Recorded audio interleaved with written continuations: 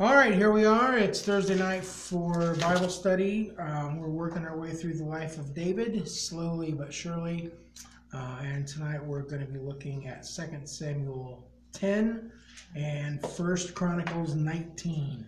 And for some reason my voice is doing weird things, so I apologize for the soft scratchiness ahead of time. So, let's look at 2 Samuel 10. We can actually probably read the whole deal. Well, maybe not. I don't know. We'll see. 2 Samuel 10, starting in verse 1. Now, in the course of time, the king of the Ammonites died, and his son Hanun succeeded him as king. David thought, I will show kindness to Hanun, son of Nahash, just showed kindness to me. So David sent a delegation to express his sympathy to Hanun concerning his father. Seems like a nice thing to do. When David's men came to the land of the Ammonites, the Ammonite commander said to Hanun, their lord, do you think David is honoring your father by sending envoys to you to express sympathy? Hasn't David sent them to you only to explore the city and spy it out and overthrow it? So Hanun received David's envoys, shaved off half of each man's beard, cut off their garments at the buttocks, and sent them away. That's probably good enough for right now. Very interesting. Okay, so here on our handy dandy map, we've got Jerusalem here, where David's capital is. We have over on this side of the Jordan is the territory of the Ammonites. Below that is the Moabites. And up in this region are various gatherings of Arameans. So, the king of the Ammonites, whose capital is somewhere in this vicinity here, Nahash, the king, has died. Apparently, Nahash has been a fairly good friend to David. The words that are used to describe the relationship there, I want to show the kindness. His father showed kindness to me. I want to show kindness to him. The word there for kindness is a word that we see in a lot of other places in the Old Testament. It's chesed, which is sometimes loving kindness. But usually that even loving kindness is based on a covenant between two groups, usually between God and his people. God shows loving kindness because there has been a covenant struck between God and Israel. Here, it would seem that the application is that there has been some sort of a covenant between David and Nahash, the king of the Ammonites. They have been cordial, they've been good neighbors. But all that is about to change. Nahash has died, and his son, Hanun, has now become the king. So, as would happen in many diplomatic circles, David sends some high-ranking diplomats, sends the vice president to the funeral. He sends high-ranking diplomats over from Jerusalem over here to Ammon to express condolences, probably to take some gifts. If there's anything we can do, let us know. Here's some sandwiches, here's some cold cuts, here's some dessert, whatever Potatoes. Right. Hash brown casserole, as the rest of the universe calls it. We just want to, David just wants to express his condolences on the death of this neighbor and ally. So Hannon gets some counsel from his leaders. His advisors say, you know, boss, you can't trust David. He hasn't set these are not diplomats. These are spies in diplomats' clothing. They have come to check things out to see how quickly they can overtake us. That's the whole point, the whole plan. You need to get rid of these guys now. Don't let them unpack their bags. And so they convinced Hannon, I'm assuming as at least a second generation, maybe third generation ruler, sort of not very good, mostly spoiled, mostly oblivious, in love with his power and royalty. So the men are collected up and they are humiliated. They are shaved. Here in 2 Samuel it says that they shaved half of their face. They shaved half their beards, not like this way across, but right down the middle. You know, if you go back to the Old Testament law, men weren't supposed to cut their beards. If you were an adult Hebrew male, you had a big full beard. My notes say, in the world of that time, this was considered an insult of the most serious kind. Cut off their garments at the buttocks, a customary way of degrading prisoners of war. So it was a pretty bad thing. In the world of this time, if you were a man, you had a beard. You were proud of your beard. You brushed it, you combed it, you braided it, you oiled it, you loved your beard. It was a status symbol. It was a mark of your masculinity. It was a mark of your power, virility.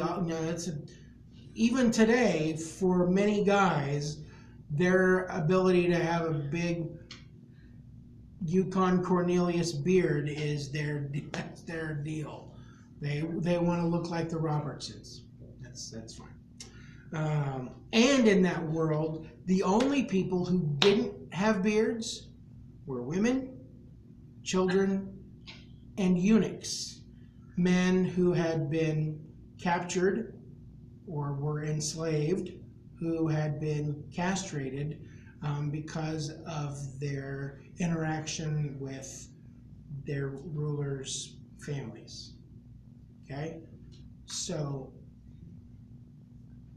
this with the razor is not a minor deal. Okay, the Chronicles passage doesn't say that it shaved off half their beard. It doesn't rule it out. It just says that they were shaved. Again, if they got down to the bare skin on the whole face, are you women? Are you children? Or are you not much of a man? It would have been a totally humiliating thing. Plus, there's this clothing deal, and the different scholars have arguments about how this was done. When I look at the language, it says that the robes were cut in the middle at the hip. To me, that means down the middle at the hip. That's where those apparently are. It's this region here. I haven't seen them for a while. I'm not sure. But so that means that they are totally exposed. They're nearly naked. I'm not sure what they're wearing underneath their robes and tunics and things. But again, that would have been a very humiliating thing to be sent home with the light of the full moon all the time. And the sunburn? and Are they riding horses or camels or? So they're coming. That in our brain. They are coming from somewhere around in here, in Ammon, wherever the capital is. None of these names are the right name for a capital. So they're going to come back to Jerusalem. Well, David hears about this, and he stops them and says, "Tell you what, just hang out at Jericho. Don't come all the way home. This is too humiliating for you all." And the thing is that they're the king's ambassadors. So if this is the way you treat the king's ambassadors, what does this say about your feelings about the king? Same deal. I don't think much of him. If he was here, I'd put him in the same situation. I'd shave him and cut his pants off. But it doesn't sound like David did that to be. It doesn't sound like he sent them as spies. No. Or to overthrow. It sounds like he's sending them as a kindness to show respect. I believe it's a totally diplomatic mission. Now, maybe there is somebody who's going along making notes and taking pictures. I don't really know. But what we're told is that it is a purely diplomatic, peacekeeping expression of friendship and alliance between these two kings. Let's see, have I missed anything here? Oh, while you're at Jericho, don't hurry home. Stay long enough to get your clothes fixed. Stay long enough to have your beards come back in at least part way. It takes a long time to grow, more than a little bit of scruff. 5 days, more than that. So in verses 6 and 7,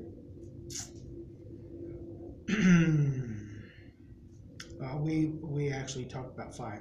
David was told about this. He sent messengers to meet the men, for they were greatly humiliated. The king said, "Stay at Jericho until your beards have grown, and then come back." Verse 6, when the Ammonites realized that they had become obnoxious to David, they hired 20,000 Aramean foot soldiers from Beth Rehob and Zobah, as well as the king of Maacah with 1,000 men, and also 12,000 men from Tob. Okay, so the Ammonites realize, that was maybe a dumb move. I don't think we should have done that just that way. Because they have become obnoxious. I like the real meaning of the word better. The first definition of that word is to smell bad or to stink. It means that you make yourself odious, which is extremely unpleasant or repulsive. Hanan should have been saying, "I've done a bad thing." He has made the Ammonites a stink, a big, ugly, obnoxious stink in the nostrils of David and the Israelites. And so, if I was Hanan's dad, I would say to him, "Hanan, you moron, you have to go make this right with Israel. You need to go apologize to David. Send gift upon gift. Do whatever you can to fix this." And so here's what Hanan does. Chapter 10 tells us that Hanan instead enlisted the help of 20,000 Arameans from Beth Rehob and Zobah, which is that way. From Maacah and from Tob. Again, both are up that direction. He's inviting people to come in from the north to help him deal with this really stupid thing that he's done. So 20,000, 1,000, 12,000. How many is that, Susan? 33,000. 33,000 troops. Over in First Chronicles in chapter 19, which is the parallel passage, the author there lists 32,000 chariots and charioteers, as well as troops from the king of Makkah. So that's 32,000 plus the Makkites. So, that's pretty consistent. And so these tens of thousands of soldiers have been mustered together just to keep King Hanan from having to say, I made a terrible mistake. I am so very sorry.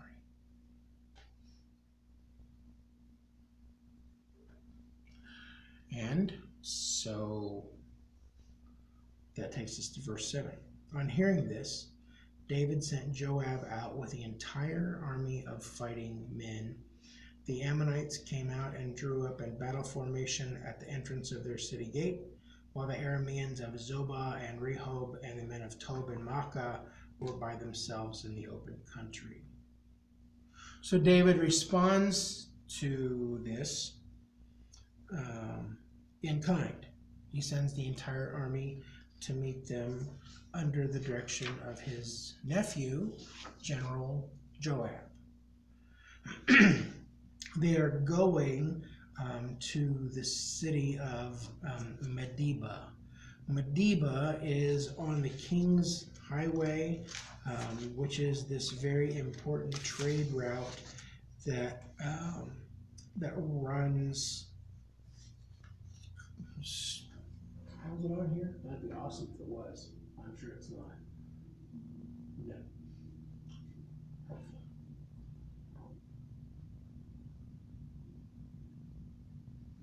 And a little less helpful. Right over here on this one. I don't know, I can't see that one. Well, just turn to the left a little bit. Yeah. The King's Highway sort of runs along the coast, and clearly cuts over here at some point. Problem is that a lot of these names are kind of the same, and kind of there's a lot of uncertainty about which one is which. So anyway,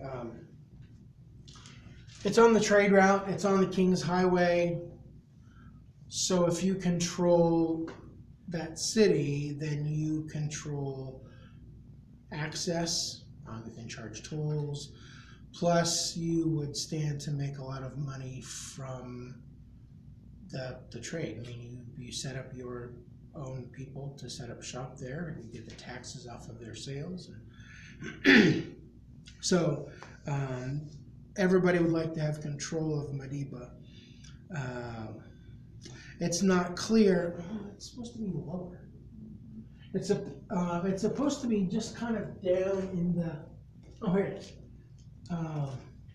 Here's Medeba. So it's in the territory of Moab, just kind of on the border here with Ammon.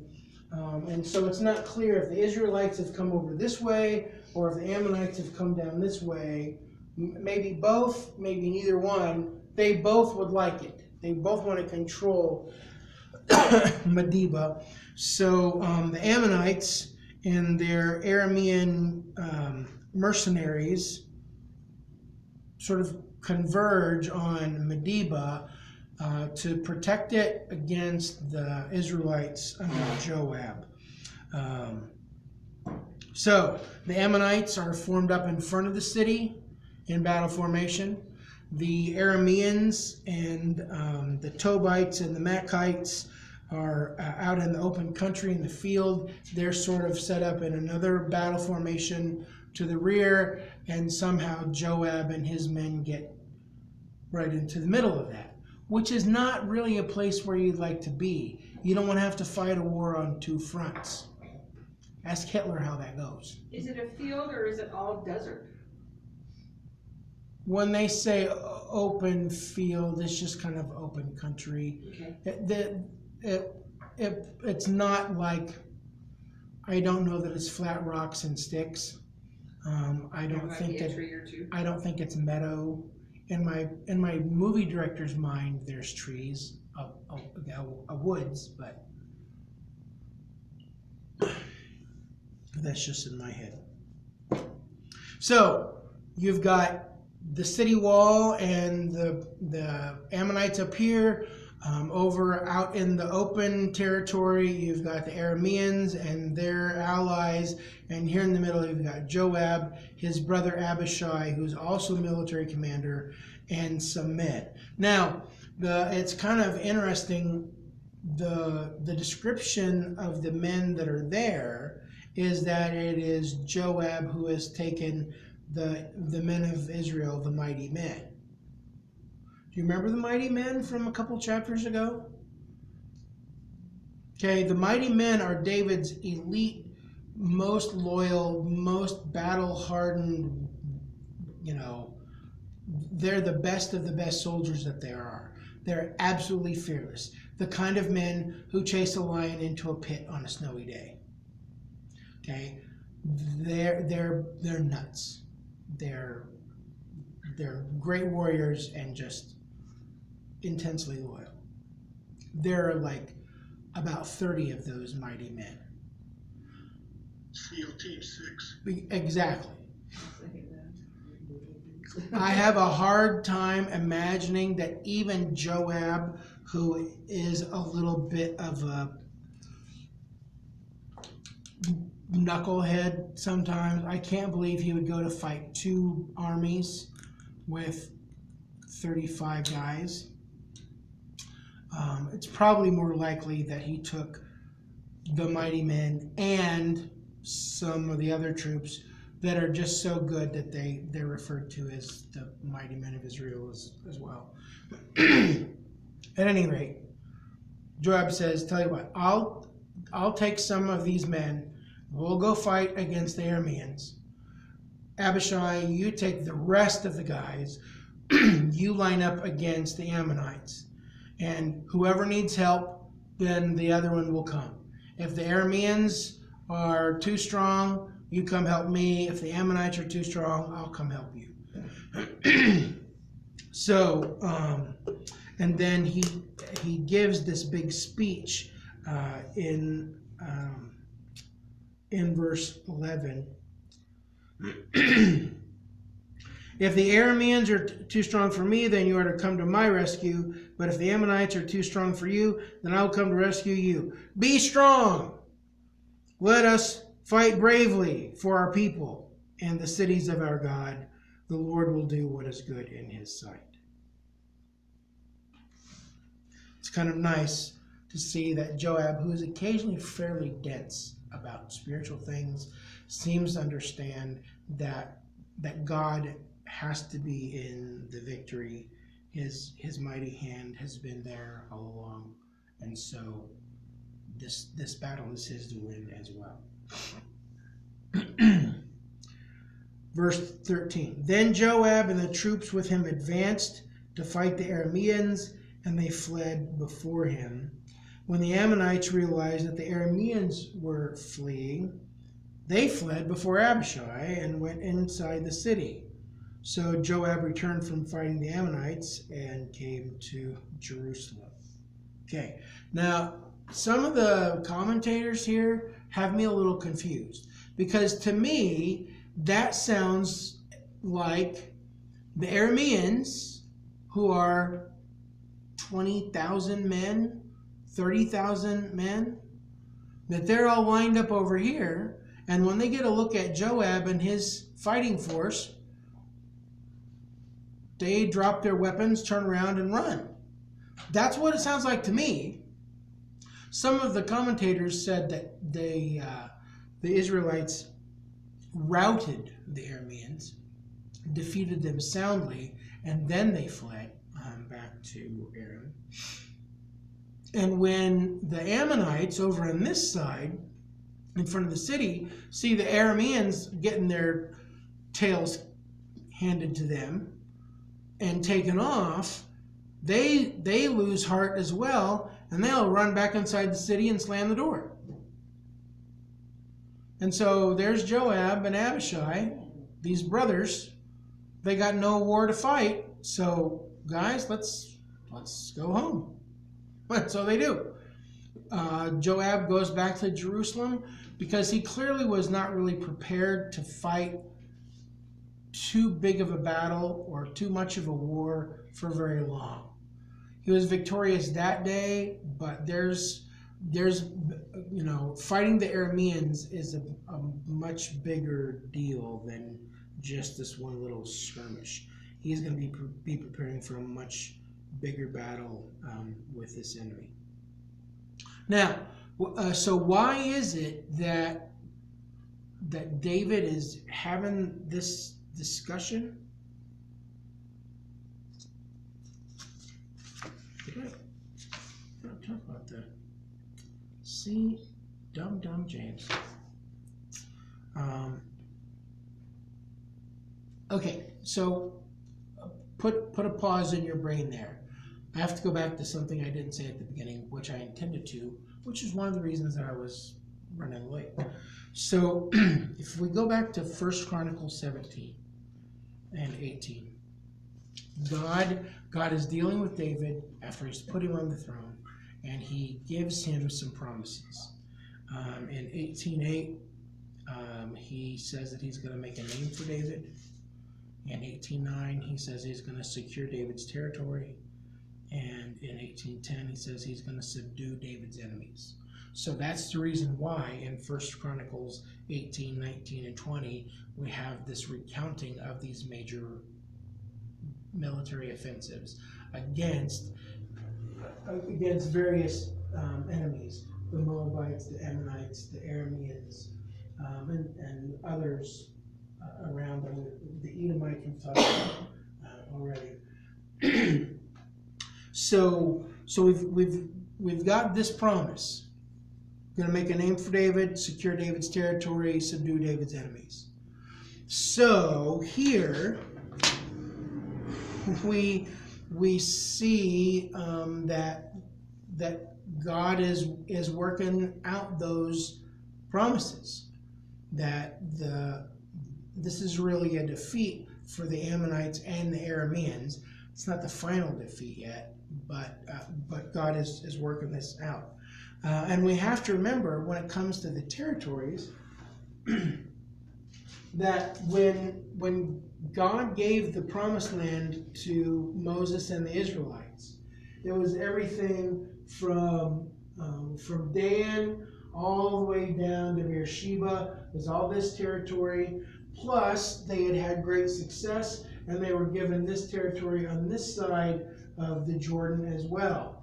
Reuben, Gad, and Manasseh had large territories, Israelite territories, on the east side of the Jordan, where the dirty Moabites, dirty Ammonites, and dirty Arameans have taken up residence in 400 years' time. So, David seems to be poised to try to take back some of this territory for the tribes of Israel, to give it back to them, put it back in their hands.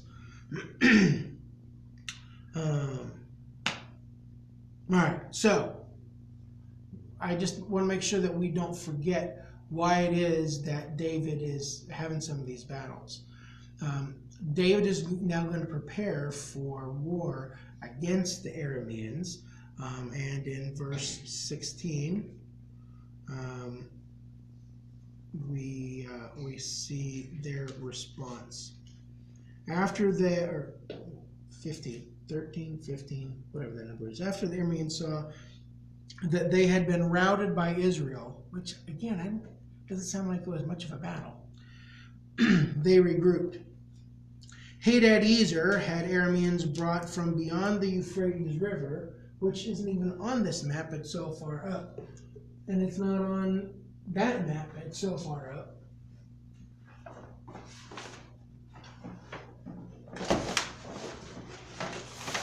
Okay, so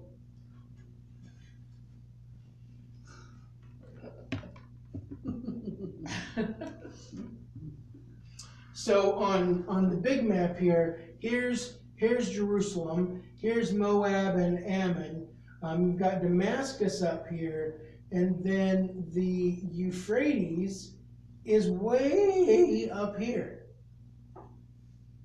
So he's bringing the Arameans are bringing in troops from hundreds of miles away to come down here to fight against David.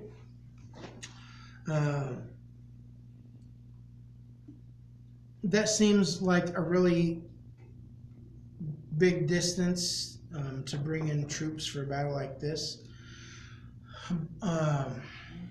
David is not going to war with just the Ammonites now, or the Ammonites and their hired soldiers. He's not declaring war on just the hired soldiers. He's really declaring war on everybody who is an Aramean. He's bringing the fight to them, and so he gathers all of Israel, heads across the Jordan, and begins to make his way north to fight against the Arameans. So the summary is pretty short here. He gathered all Israel, crossed the Jordan, went to Helam. The Arameans formed their battle lines to meet David and fought against him, but they fled before Israel. And David killed 700 of their charioteers and 40,000 of their foot soldiers. He also struck down Shobak, the commander of their army, and he died there. When all the kings who were vassals of Hadadezer saw that they had been routed by Israel, they made peace with the Israelites and became subject to them. Okay, so you've got the leader of the Arameans with all of these little kingdoms, vassals who serve the king, who provide soldiers, who provide tribute and taxes to the leader of the Arameans. All these smaller kingdoms in that area said, we kind of like David. So let's, he's our new best friend. Let's just go ahead and switch over allegiance to him. We won't have to go to war any longer with him. We'll just be pals, and he'll protect us from the rest of the Arameans. Okay. They made peace. They didn't want to fight with the Israelites anymore. So even as far as Damascus, David had victory. His enemies were being subdued. His territory is being expanded. He's making a name, which sounds just like God keeping all of those promises. With the defeat of the Arameans, then David is free to turn back south to the Ammonites. He doesn't have to worry that they're going to call in their friends from the north, because their friends from the north are now his friends from the north. And so very quickly, the Ammonites are vanquished, they are plundered, they are captured, they are put into servitude. God gives David total victory over the Ammonites, just like he promised. The last bit there says in 2 Samuel, so the Arameans were afraid to help the Ammonites anymore. And this was all because David sent kindness. This all happened because David sent kindness to show this other king how much respect he had for his dad. That's what we believe. Wow. Unintended consequences. Is there anything over here in Chronicles? Battle formation. Fighting the Arameans. They fled. Abishai. Yeah. We get into chapter 20 in First Chronicles, and we read a little bit more. And actually, it kind of goes backwards as well. So the Arameans are defeated by David. They become vassals to Jerusalem. David turns his eyes on the Ammonites. The Ammonites are defeated. They become vassals. They're plundered. Their riches are taken. Their people are taken into captivity. They're made slaves. And after that happens, apparently a group of at least some of the Arameans decide, you know what? Let's take one more run at David again. And so it's probably back in chapter 18, verses 3 through 8, where we see that the last battle with the Arameans, where they're finally defeated. We talked a couple weeks ago that as they're giving a list of all the nations that David defeated, the Arameans are talked about. Well, it's probably this deal here. So Ammonites, Arameans, they are defeated. And again, we get to see that David is getting a name, he's securing territory, and he's subduing his enemies, just like God promised he would.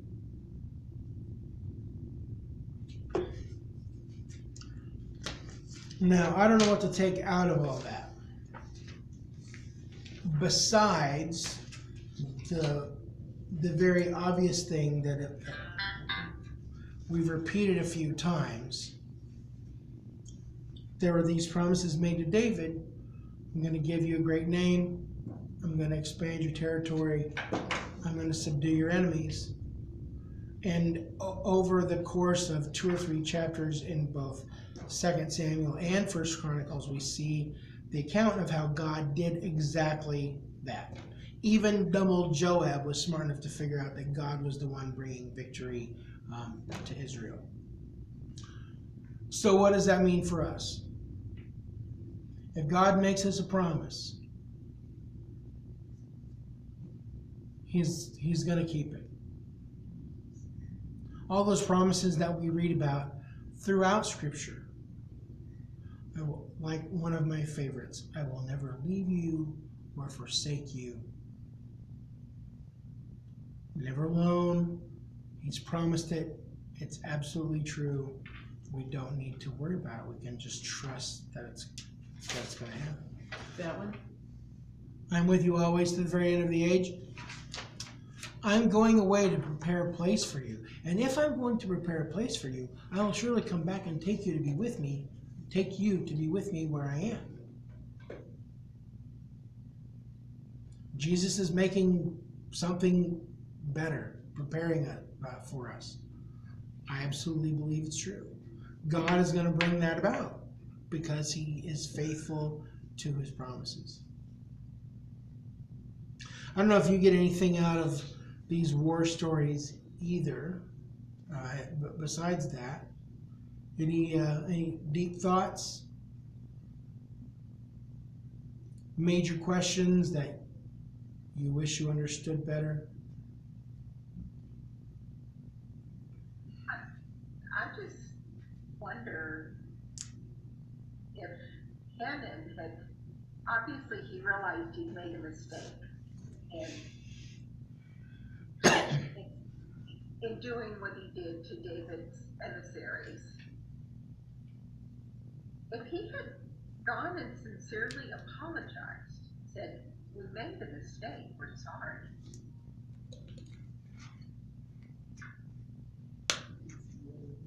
Was it his decision or the people that he trusted around him? His advisors were whispering in his ear, "Hannon, you moron! He's not coming here to go to the funeral. He's not bringing presents and homemade cards. This guy is here to make plans to take over the city. You got to send these people out now." And Is that eventually what happened? He took over that city too?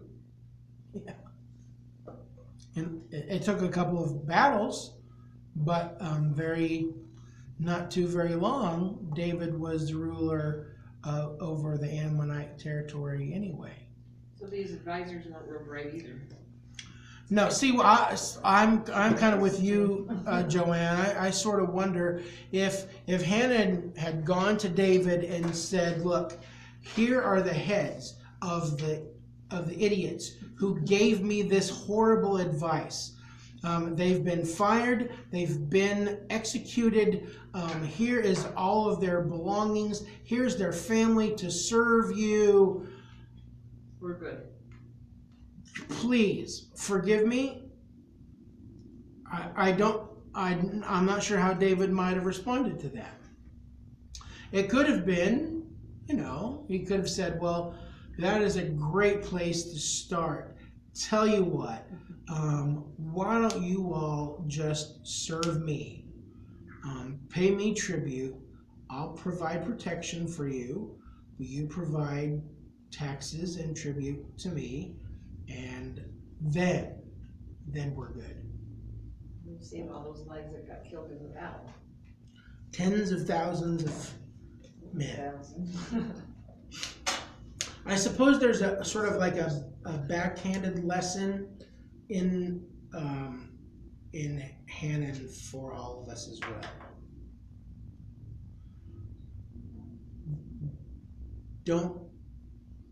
Don't let your pride get in the way of doing the right thing.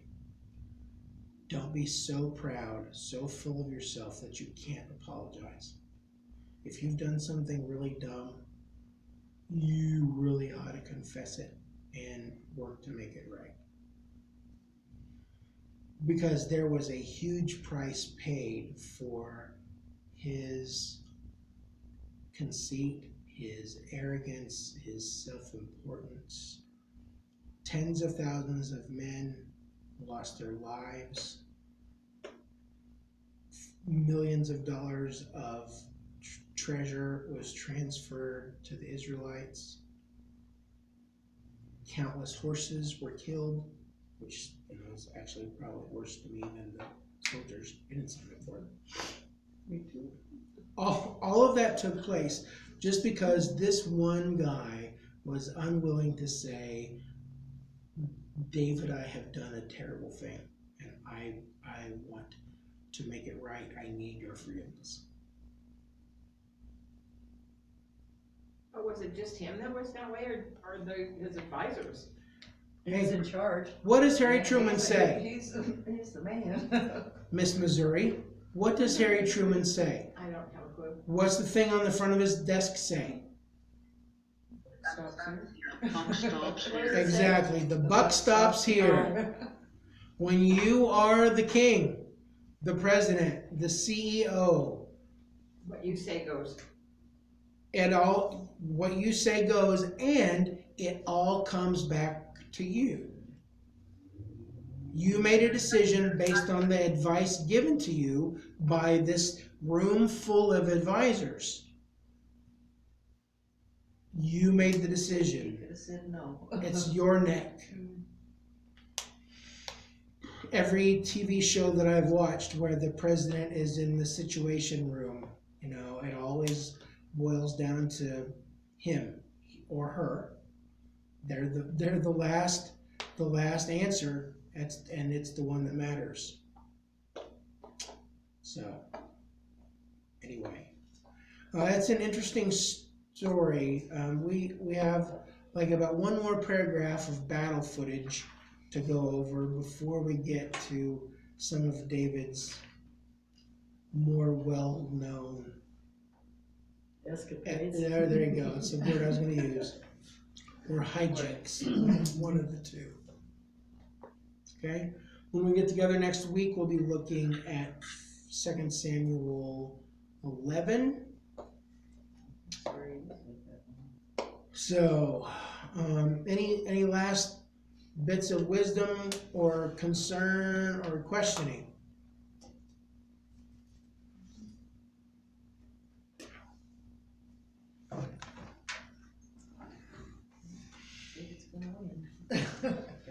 said so. All right. Earlier you said King David was related to Ruth. Yeah, that was his grandmama. Oh, okay. That's what we started in the very beginning. We spent a couple of weeks or 3 looking at Ruth, who was from Moab. She married a Jewish boy who had come from Bethlehem in a drought. He died, and so she followed her mother-in-law Naomi back to Bethlehem, where she became the mother, the grandmother, the great-grandmother of David. I heard the first part, but I didn't hear the rest. Thank you. And she was a foreigner. The mother of Obed, Wasn't she from Moab? the grandmother of Jesse, the great-grandmother of David in Bethlehem. So, all right, I'm going to bring some of this to a close here. We'll Carol Burnett for you. We'll get together the next time, look at 2 Samuel 11 and some attendant passages in 1 Chronicles. Be sure to join us. It's nice to have everything working all the way through the session, so we'll try to get some things caught up.